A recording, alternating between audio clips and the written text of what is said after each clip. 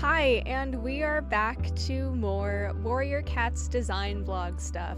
My last video was Running Nose, Running Wind, and Barley, and this video will be talking about the next appearing cats in Into the Wild, Brindleface, Patchpelt, and Rosetail. These guys were really interesting to do deep dives on, so without wasting any time, let's get into talking about cats. The first cat in this video is the ThunderClan nursery queen, Brindleface. She goes completely unnamed in the majority of Into the Wild and only begins to be mentioned towards the end of the book. Her first mention has her fighting in the battle against ShadowClan, despite the fact that she's heavily pregnant and due to give birth any day now. She is also described as young. Though she distressed Yellowfang in the book, later she is shown to be amazed at the fact Yellowfang had fought off ShadowClan's deputy Blackfoot during the battle to help protect the kittens in the nursery. Later on, Brindleface gives birth to 4 kittens, who at this point in the story are just kind of vaguely described as being gray with darker spots like her, which is kind of weird. Brindle is a descriptor that applies to brown animals with streaks of other or darker colors in their fur, but she's supposed to be gray. I took this into account and decided to give her a bit of brown on her face to at least attempt to give some sense to her name.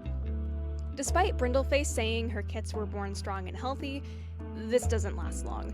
Before any of her kittens are even named in the text, 2 of them die from presumably illness. Later in Into the Wild, Bluestar mentions one of Brindleface's kits has a cough, and her first appearance in the following book, Fire and Ice, mentions that her 4th kit had recently died. So I guess it makes sense for this specific unnamed kitten to have died of that aforementioned cough. 2 of Brindleface's kits come down with green cough during the book, and another kitten dies. By the time Fireheart brings baby Cloudkit to live in ThunderClan, though, Brindleface's 2 remaining kits are described as being healthy. Being presumably the only nursery queen in the camp with milk, the task of raising and nursing Cloudkit is left to her, and Frostfur is the one to convince her to take him in, despite the very fresh grief of having lost 2 of her kittens before. Despite how painful it must have been for Brindleface to take in Cloudkit only a day after one of her kittens died, she doesn't treat him any differently from her remaining kittens, and cares for him just as much. Cinderpaw even mentions she wants to see Cloudkit, but Fireheart has to tell her she won't be able to since Brindleface refuses to let him out of her sight, which is so cute. At some point in Fire and Ice, Cloudkit ends up getting a little sick, and Brindleface seems very concerned about it. He ends up being perfectly fine, but it just goes to show how badly losing 2 of her kits has affected her. Later in the book, Cloudkit runs off with Brindleface's 2 unnamed kits to go hunting and causes a panic as a result. Everyone ends up fine, and Cloudkit even caught a vole. I think scenes like these go to show that despite Cloudkit being an absolute terror, Brindleface loves and cares for him nonetheless. Him being an awful child doesn't change that because he's equally her baby as the currently unnamed ones are. Despite Brindleface's kits being explicitly stated to be older on multiple occasions, Bluestar decides to make Cloudpaw an apprentice first, and this just goes to show how weird the timeline is in the first arc because ThunderClan's apprentices are so weird. First, you have the full litter of Cinderpelt, Brackenfur, Brightheart, and Thornclaw being split up for absolutely no reason.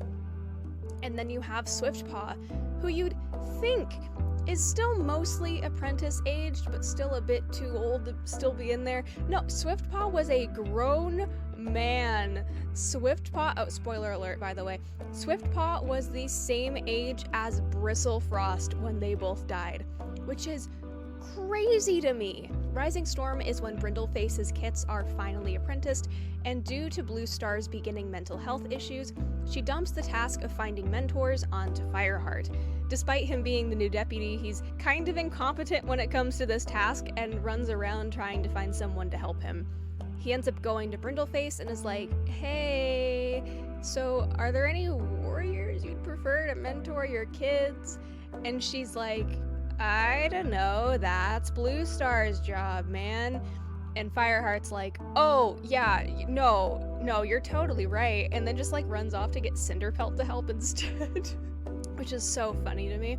Brindleface's kits are finally given actual names in the book at their apprentice ceremony. They're Ashpaw and Fernpaw, and end up being apprenticed to Dustpelt and Darkstripe. Despite returning to the Warrior's Den, she still occasionally shows extreme concern for her kits, like they are still in the nursery. One notable moment is when she begins to worry about lack of prey after the forest fire out of concern for Ashpaw and Fernpaw. Though this concern and care for others isn't exclusive to her kits, as in the next book, she's one of the cats to comfort and take care of Speckletail after Snowkit's sudden death, and points out to Fireheart he's been working too hard and looks really tired.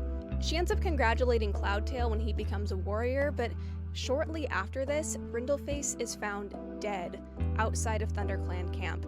Tigerstar had deliberately murdered her and placed her body in such a way where the dog pack that had been in ThunderClan territory would find her and get a taste for cat blood, which is horrifying. Speaking of Tigerstar being a murderer, in the last video, I brought up the fact that ThunderClan immediately pointed the finger at Tigerstar for murdering Runningwind, despite not actually having the proper evidence to support that. And that's not me saying Tigerstar's a sweet little ooh soft bean or whatever and couldn't have murdered Runningwind, because we can all go read Tigerclaw's Fury and know he literally did.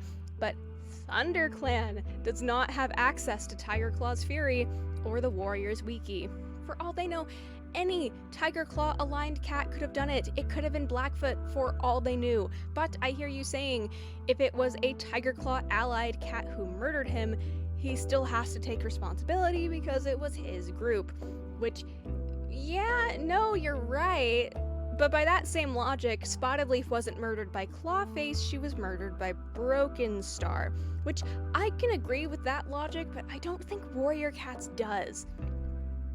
Either way, Brindleface, we're talking about Brindleface.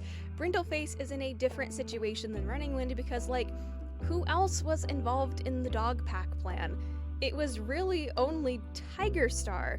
We know for a fact Runningwind was murdered by Tigerclaw because the books really want you to know that, and then they later confirm it in Tigerclaw's Fury. In Brindleface's case, there's been no confirmation that it was actually Tigerstar himself, and yet there's no deniability to be had here.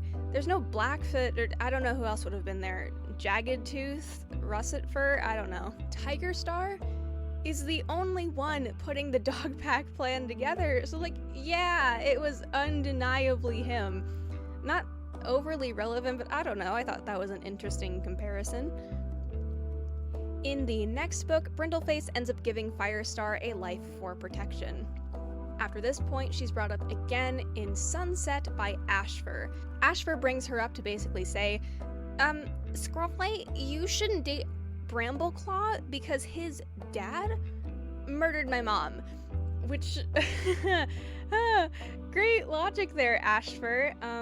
If someone's dad is a bad person, that means they're also a bad person. Wow. Anyways, in the following book, The Sight, there's some dog issue that Ashfur goes out to deal with, and Ferncloud is left concerned. Brindleface is brought up once again because, you know, dogs. Ferncloud is worried because the last time they dealt with dogs, they did it together as siblings, but Ashfur says it'll be better this time because he's now doing it for her and her kits. That's really sweet. I can't lie. Ashfur sucks and he's terrible, but that's really sweet of him. I love it when Warrior Cats actually remembers familial relationships and doesn't just create villains and make them as unredeemable as possible for the sake of making them, like, scary and evil and blah blah blah blah blah.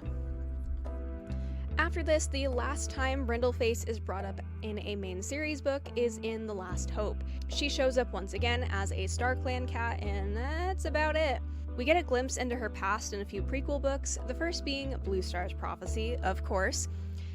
Just like the majority of the first arc's cast, her family tree is expanded on in this book, and we learn that her mother is a warrior named Robinwing, and Frostfur is her littermate. And through a much later confirmation, Ravenpaw is also her sibling somehow. If you believe that the family tree website retcons exist, This also means that Fuzzypelt is her dad, Dustpelt is her brother, Longtail is specifically designated as her half-brother, and then she's also related to the made-up Cherry Paw and Chestnut Kit, but haha, I don't have to believe any of this, so none of this information is considered for her design. She spends most of her time in the book as Brindlekit and doesn't really do much of note. She's just kind of like a cute little kitten in the nursery alongside baby Tigerstar, Whitestorm, and Frostfur, and then later on alongside baby Redtail, Willowpelt, and Spottedleaf. One thing I can talk about is the fact that after Snowfur's death, Robinwing takes in and fosters Whitekit. Very interesting, because does that not remind you of Brindleface's role as a nursery queen in the main series? Could it be this is partially the reason why Brindleface was so willing to take in Cloudtail? Maybe it was because her mother had set an example earlier in her life of this being the right thing to do, and she did it because it matches her values that she has. Or could it have been that she, in any other situation, would have been unwilling to take in Cloudkit, but because her mother had done it before, and Frostfur was the one urging her on to do it, she was like, well, okay. For whatever reason, could it connect back to Robinwing taking in Whitekit? This is an additional reason why the family tree retcon that made Whitestorm the father of Ashfur and Ferncloud sucks even more. After reading the first arc, would you ship Cloudtail with either Ashfur or Ferncloud? No, because they're siblings. So why would you do the exact same with Whitestorm and Brindleface? They're in nearly the exact same situation as Cloudtail would be with his foster siblings. The only real difference I can personally think of is that, like, Cloudtail was basically fully raised by Brindleface alongside Ashfur and Ferncloud. He didn't even know he wasn't clan born until, like, he had to be pulled aside and when Fireheart told him. Whitestorm knew his mother, he knew his father, he knew his mother had died, he knew he was being fostered in by another family, so I guess there could be some kind of separation there, but still, they're foster siblings. It's weird. Either way, Brindleface is later shown as an apprentice in the book, and Bluestar's dad, Stormtail, is confirmed to have been her mentor. She later shows up again in Spottedleaf's heart and Redtail's debt, but doesn't really do anything of note. And now to talk about her design. I based her mostly off of her sister Frostfur, since she's the first family of hers that I've drawn, other than Ravenpaw, because I kind of forget that they're, like, canonically related, and it's, I don't know, that's like a weird familial connection to me. Brindleface's gray fur coloring comes from the darker eyebrow and eyelash color I gave to Frostfur, which she passed down to Cinderpelt. I used that color in combination with some slightly darker and lighter shades, since she's described as light gray. And as I mentioned before, since her name is Brindleface, I gave her some brown markings on her face and eyebrows, which she would have inherited from her mother, Robinwing, since Robinwing was a mostly brown cat. She shares a similar body type and facial structure as Frostfur does, with some minor differences to differentiate them, but aside from that, there's not much else I have to say. Brindleface's design came to me pretty easily, thanks to Frostfur's design already being there to help me decide on most of her traits.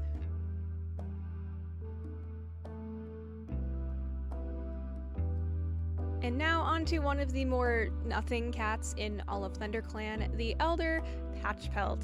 He makes his first appearance fighting against a ShadowClan Tortoiseshell alongside Small Ear and One Eye, and that's about it.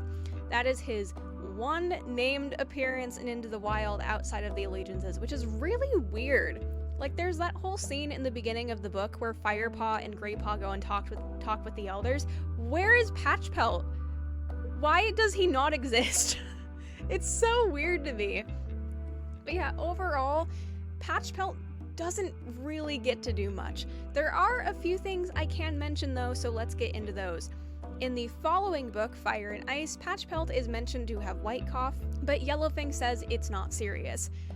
Yellowfang is a liar though, because the next time he's brought up, it's already become green cough. Thankfully, he ended up being fine though, because by the time Broken Star is taken prisoner in the camp, he ends up in Patchpelt's old nest in the medicine den.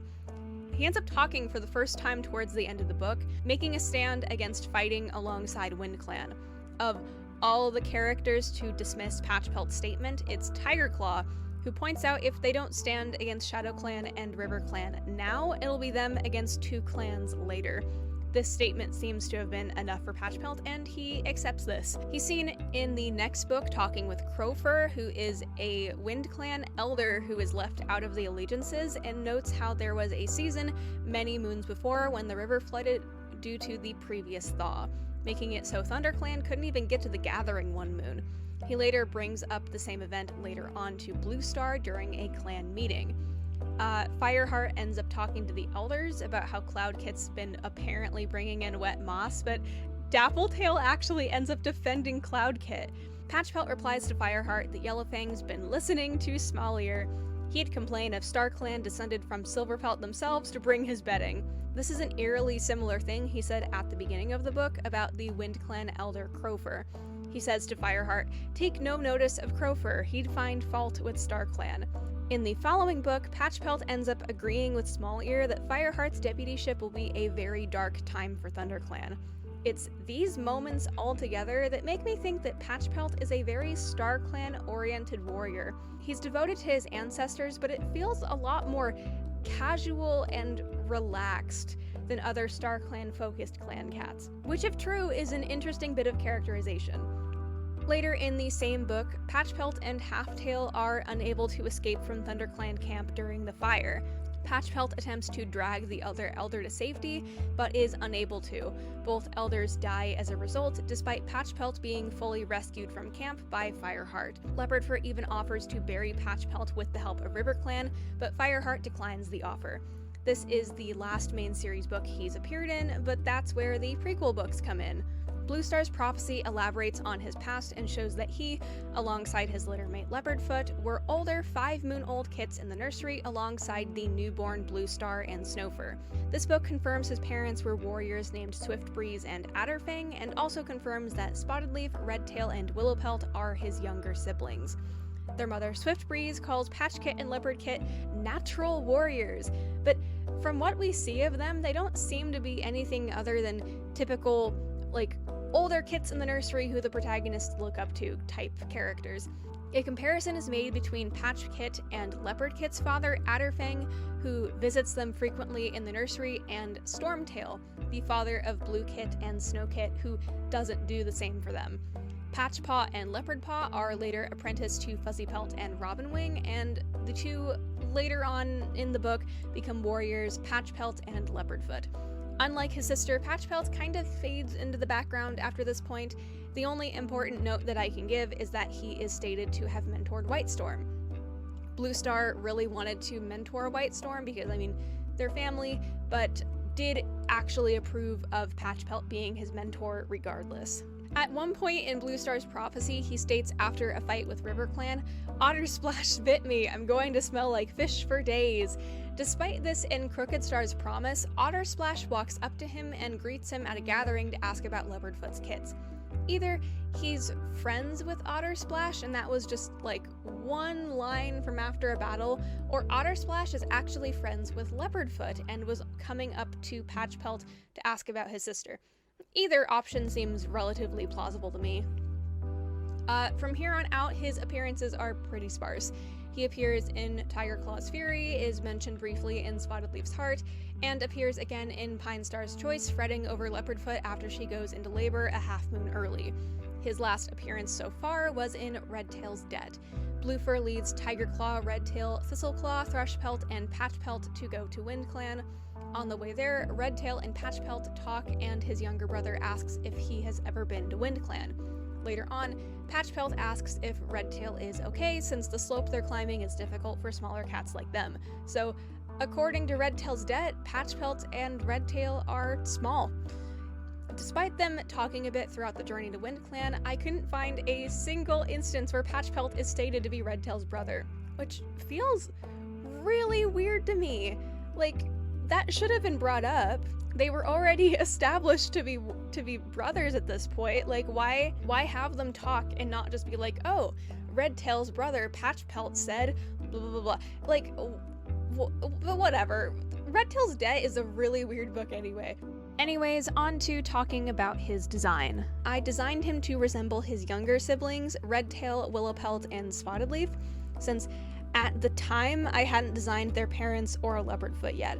He has similar cheek fluff to Spottedleaf, the same muzzle shape as Redtail, and has the same fur color as Leopardfoot. The white on his pelt is also the same white that Spottedleaf and Redtail have, and these three all share the same eye color. And on to the final cat for this video, the ThunderClan Elder Rosetail. Rosetail is mentioned to have been killed during the battle with ShadowClan trying to protect the kits, but Yellowfang steps in to defend the nursery. Firepaw then interjects and clarifies it wasn't just any warrior who killed her, it was Blackfoot, the deputy. And that's it for Rosetail. That is her only appearance she makes in the entire first arc, and so far, the only main series book at all, and it's not even really an appearance. She's dead. I actually have a mini conspiracy theory about this. I think that Rosetail wasn't supposed to exist. Okay, listen, hear me out. The first book explicitly shows there are more cats in ThunderClan than you read in the Allegiances. Therefore, the cats in the Allegiances are just the cats that are named in the book. Even a cat like Patchpelt, who is only named once, is listed in the Allegiances. Rosetail is completely left out. Why is that? I believe that Rosetail was actually an early name for Dappletail, and this was supposed to be Dappletail's death. The name slipped by during editing, and the book went to print as is, with Rosetail dying instead. I think stuff like this happened way more than we think it did, and actually, I have found a second instance of a new character being invented in the story as a result of a name error not being caught. I won't disclose who I think it was just yet, but I will elaborate when we get to that cat way later on. The next time we see her is, of course, in Bluestar's Prophecy. Rosetail is confirmed to be the daughter of the warriors Poppydawn and Windflight, alongside Thistleclaw and Sweetpaw. She and her littermates are born while Bluekit and Snowkit are still in the nursery. Snowkit is actually the one to name her and picked the name Rosekit because of her pinky orange tail. Clearly, they must have been close in the nursery because when Bluepaw and Snowpaw are apprentice, Rosekit says she'll miss them. Eventually, Rosepaw and her littermates move into the apprentice's den with Bluepaw, Snowpaw, and additionally, Lionpaw and Goldenpaw. Rosepaw is stated to be apprenticed to Tawny Spots, and they seem to have a pretty close mentor-apprentice relationship. Late in Rosepaw's apprenticeship, she shares a bad mouse with Bluefur and Sweetpaw that makes them all horribly sick, which leads to Sweetpaw dying. Despite her sister dying, the day that happens she goes out on patrol with Sunfall, Bluefur, Lionpaw, Tawny Spots, and Swiftbreeze, and they fight off a River Clan patrol. After they successfully chase off the River Clan invaders, Rosepaw goes back to mourning her sister. Because she fought so well, Sunfall decides to make Rosetail a warrior because, Pinestar just left.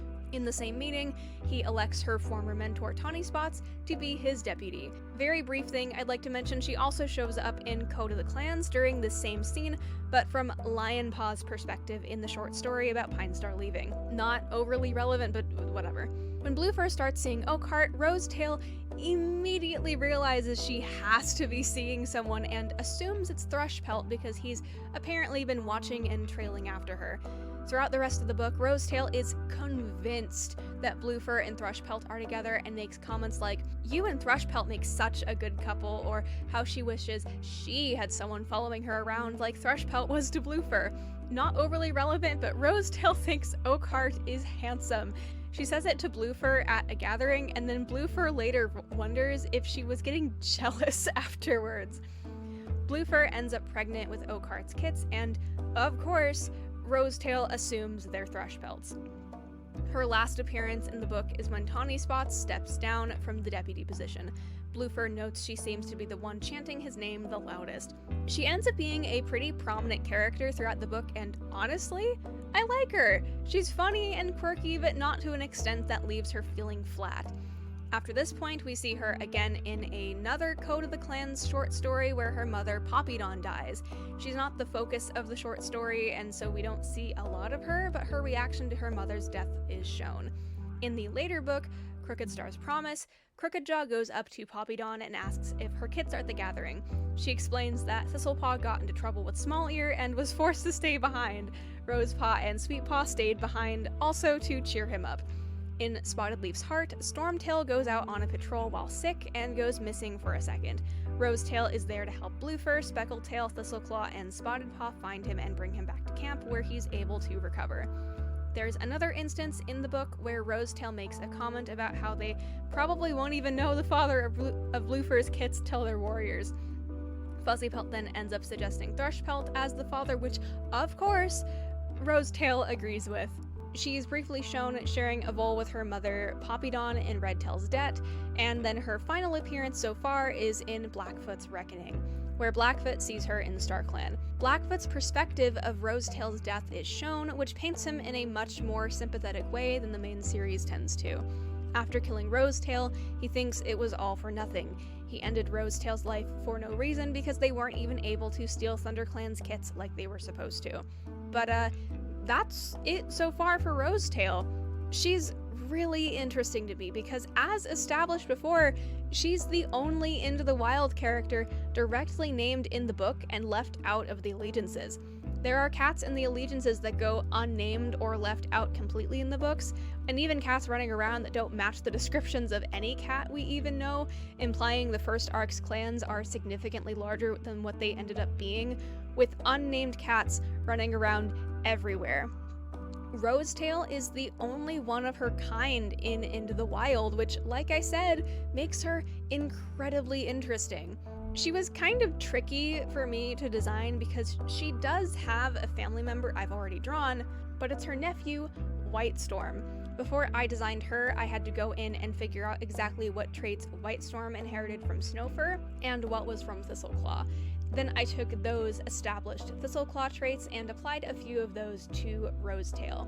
She's a mostly gray cat, so I picked the gray ear, nose, and eyebrow coloring from my Whitestorm design and used that as a starting place. And I ended up going a bit darker with her fur, but the original gray is still used for her underbelly, face, and paws. I was able to pull the ginger fur from wherever because, I haven't drawn Poppydon yet, but yeah, maybe it's not as pinky orange as the books describe, but I don't even know how that would work, so whatever. Rosetail gets to be kind of red. Besides, when I think of roses, I tend to think of red roses anyway, so like I said, whatever, who cares. I also gave her some red spots across her pelt because I imagine she's supposed to be a tortoiseshell, but I believe that is it. That wraps up my Brindleface, Patchpelt, and Rosetail discussions. While I'm talking, I might as well give some extra advertisement to my Discord server. This is where I post all of my art early, and I'm going to start hosting polls to decide what stuff I draw in the future. But either way, I will of course be continuing this series, and the next video will be the Shadow Clan Ashfur, Nightpelt, and Dawn Cloud.